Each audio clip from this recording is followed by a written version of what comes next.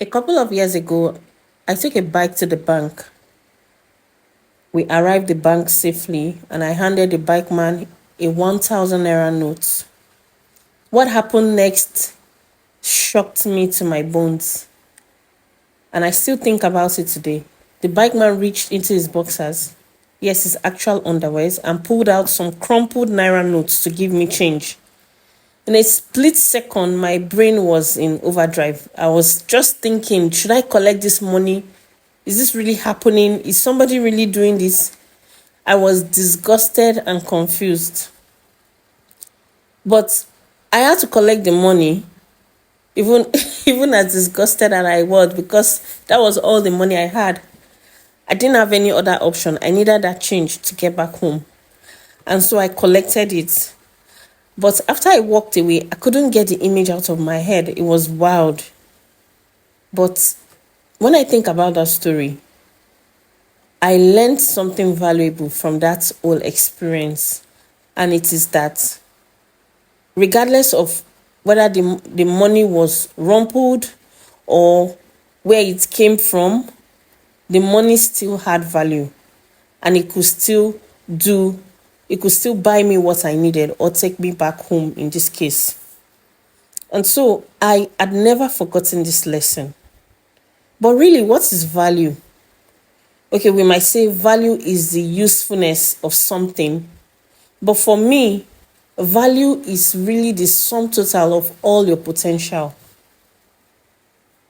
And sometimes we would ask ourselves, we'll say, what value do you bring?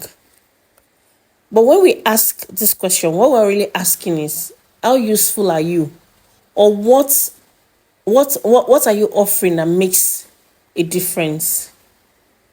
Now, I want you to ask yourself this question. I want you to ask yourself, I want you to stand in front of a mirror and ask yourself this question. Who am I?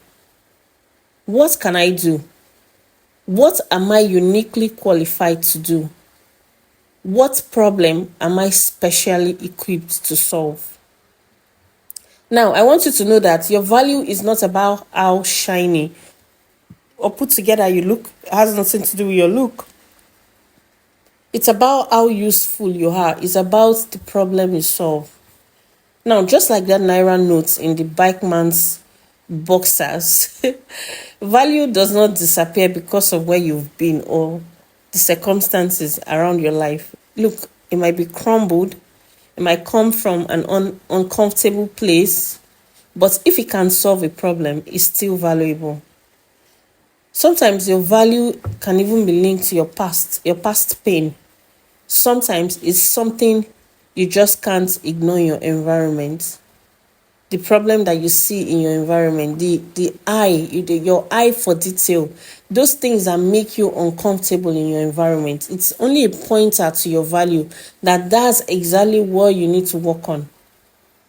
Now, so the moment you decide to now do something about that problem, your value starts to show. And when your solution is truly useful, then people will start to reward you. And maybe your value is in your ability to make people laugh, or the way you notice when people are hurting, or the way you bring people together effortlessly, or maybe you're the one who can turn a problem into a product.